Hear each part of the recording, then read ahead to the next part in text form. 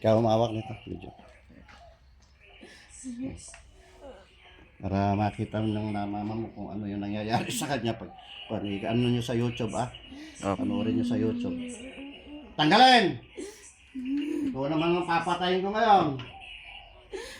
Papatayin mo pala Tagal na nagme-message sa akin yan. Nung una, ginamot ko yan by phone lang. Gumaling, ito yata, ito, natatandaan ko, para ito yon. Meron lang 3 taon na nakakalipas. Ikaw pala namimisala dyan, napatigil ko yung kapre. Ikaw naman ang kon dyan, kasi kaibigan ko naman yung kapre. Bubutasin ko kayo yan, ha? Bubutasin ko. Hindi na po. Ikaw naman ang papatayin ko ngayon. Ba't plano mong patayin yan Ha? Tagalog kayo, Ilocano o ano?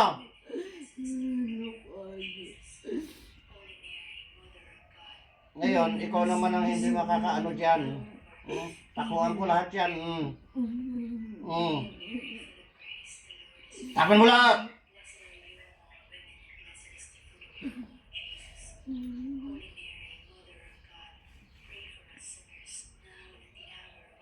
Marami ka nang pinatay.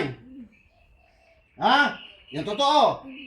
Oo. Bakit yan ipapatayin mo? Ha? Ha? Tigil na. Ikaw igigilitan ko. Babawasan ko buhay mo.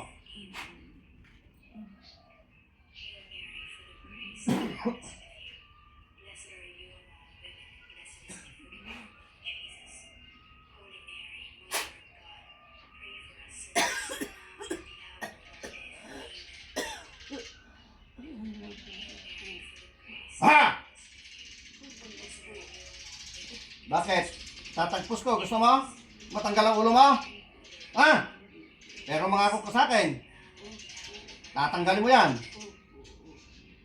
Salamat ka. Una pa lang tayo nagkita. Tatagpos ko itong gigilitan ko yan. Kasi gusto mo? Ang layo-layo nito. Sadya pa rito. Tagay-pugaw ito. Magagalingin na.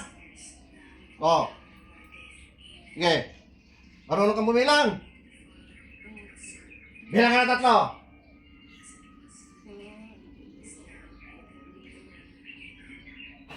Labas.